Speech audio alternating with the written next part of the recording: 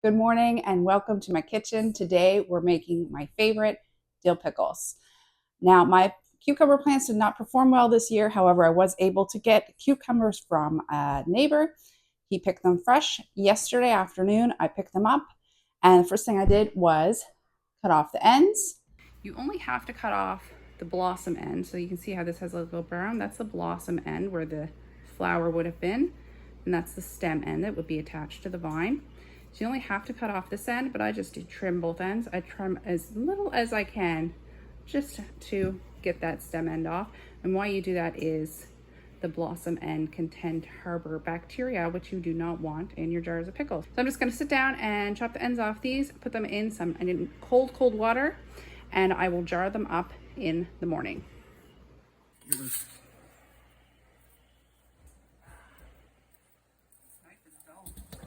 You're dull. I know.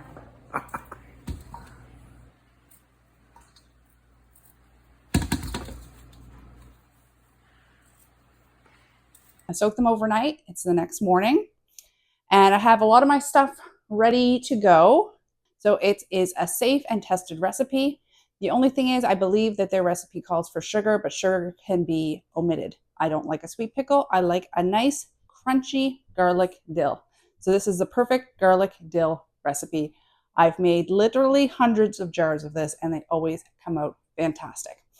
So I'll get started on my garlic and then we'll get started making pickles.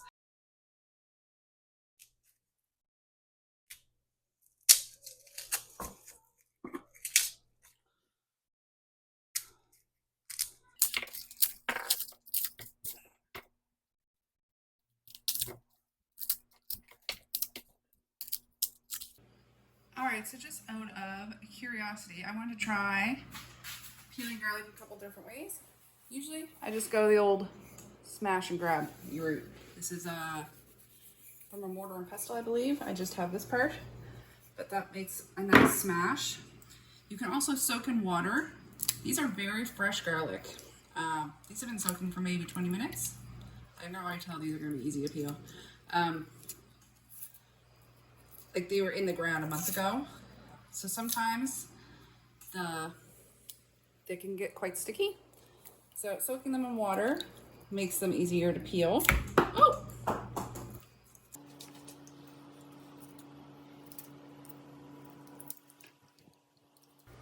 So I just grabbed a paring knife here and I'm just cutting off the little end just to give me a little starting point to get the peels off. Okay, now I'm going to throw together the brine. This pot holds 16 cups, so that's how much I'm going to be making. That should be a little more than a canner load, but I do plan on doing multiple batches. So it is equal parts water and vinegar. So for 8 cups of water, we're going to do 8 cups of vinegar, and then we're going to do 3/4 of a cup of kosher salt.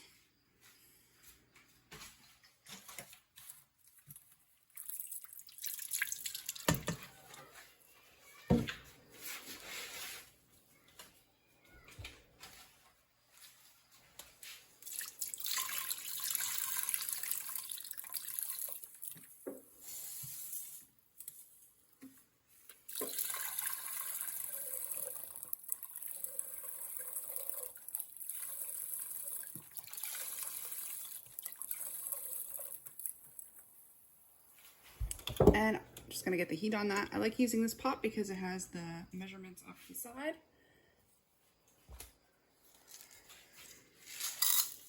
Three-quarters of a cup of pickling salt. This one's all clumpy. And then 8 cups of water. Okay, I'm just gonna bring that up to boiling. I'm gonna put on the heat and just gonna dissolve that salt. Meanwhile, I'm gonna take you over and we'll start filling up our jars. All right, so here is my filling station. So I just have my cucumbers ready here, my lids, brand new lids and rings. We got our garlic, our dill, and the secret to the crunchy pickles is those grape leaves. This is all just picked out of the garden. My canner holds 7-liter jars. And then we have a rag over here for wiping the rims. and my brine is just about up to a boil. So these were just sitting in the sink in hot water. So the jars are warm. You don't want to be putting hot liquid into a cold jar. All right, so let's get started. So in every jar, we're gonna add 2 garlic cloves,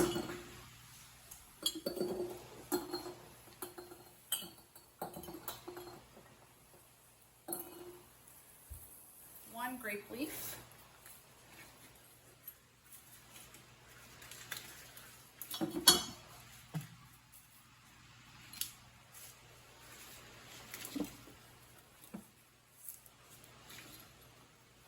and a good chunk of dill. That one has a black spot on it. I did go ahead and wash all this stuff because you don't want protein in your pickles.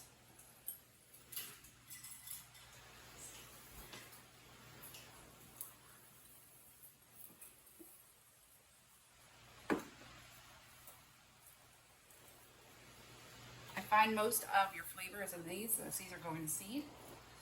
So I like to get a good chunk of that in every jar as well. You can also do this with dill seed, but I much prefer the taste of the fresh dill.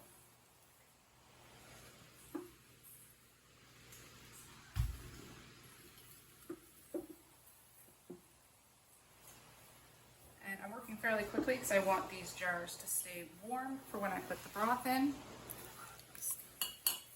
And now it's just packing the jars. So the thing with pickles is you want to try to get as many in the jar as you can. I find usually you can get around 10. Like I bought these from though, these are perfect pickling size. Usually I'm working with ones I've grown myself, so some of them are quite large. So 1, 2, 3, 4, 5, 6. I've got 6 in the bottom. I'm going to shove 1 in the middle. So that's 7. And let's see if I can get.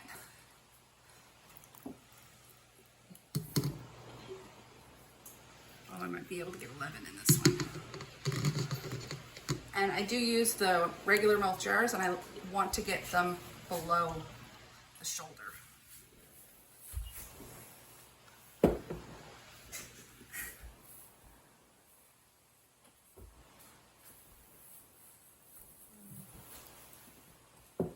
Spoiled for choice here. There. So that's 7, 8, 9, 10, 11 in there. So I'll just pack the rest of these jars, and I can hear my brine come to a boil, so I'm just going to turn the heat off of that. This is only going to take me a few minutes. So I've just gone ahead and sped this up for you guys so you're not just sitting here watching me stuff pickles in jars.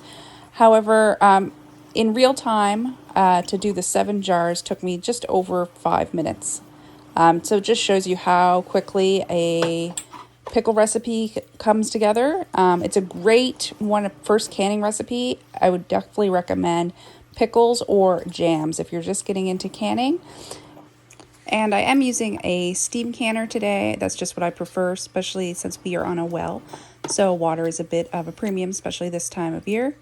But you can just do it in a big pot. That's all I used for years. My first probably 5 years of canning, all I used was a big pot that I could fit jars in and have an inch of coverage over the top of the jars. And yeah, so it's just water bath canning. Same with jams as well. Same thing. It's just a water bath recipe. I have been canning for close to 25 years, and it's only been in the last year that I've actually used a pressure canner.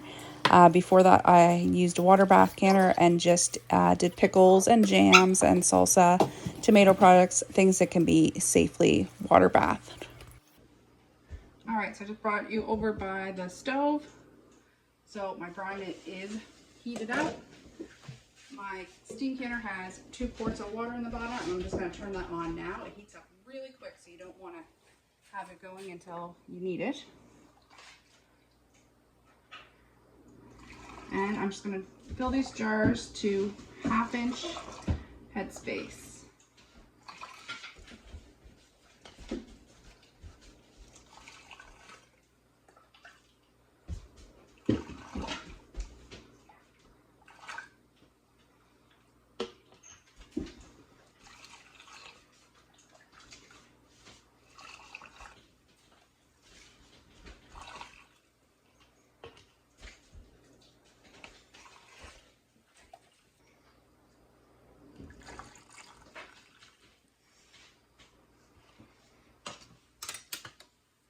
kind of debubble it since we're going to.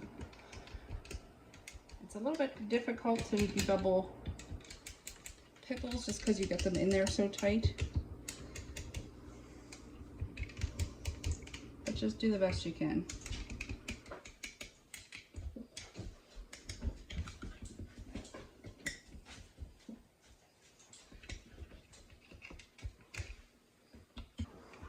The food in the side of the jar.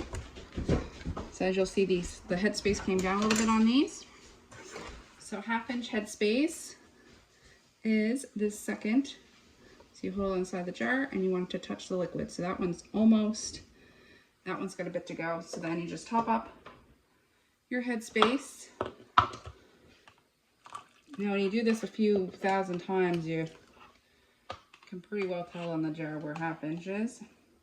For reference, it's just about right there. Oh, sorry, just about right there, that middle. That's 1 inch, that's 1/2 inch, and in between the two is 1/4 inch. So for pickles, it's almost always 1/2 inch headspace. As long as you follow a recipe, a tested recipe, it will tell you. And this one, I put too much in, so I'm just going to dump a little tiny bit out of it. Just with our damp rag, we use paper towel. Just gonna wipe the rims. Anything that's on there might prevent you from getting a seal. And finger tight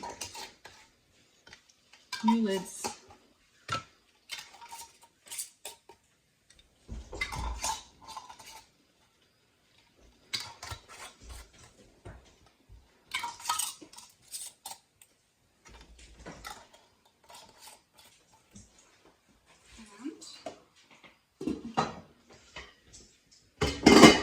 Put them in the canner.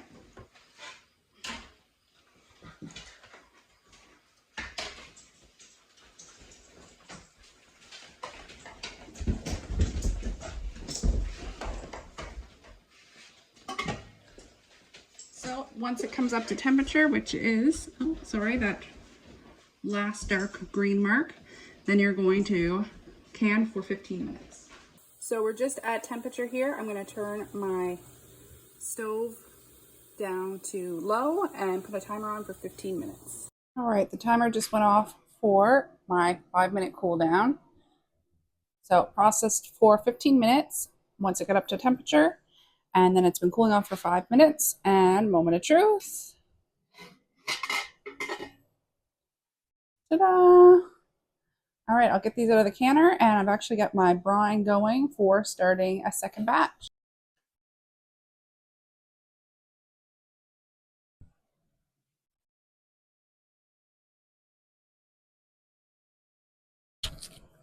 And I'm just putting these to the far side of my towel here so I can fill my next jars here as well. You're going to let these sit for 24 hours to allow them to seal properly. And then I'm going to take off the rings, wipe them down, and label them. All right, so I'm getting started on my second batch. And I'll bring you back when we're all done. Just loading the second batch in the canner. You can see the different color, the ones that has been processed and hasn't. So same things, these will go on for 15 minutes. And because I already had everything ready to go, it only took me about probably less than 4 minutes to jar these up. All right, second batch going in, and I still have cucumbers left.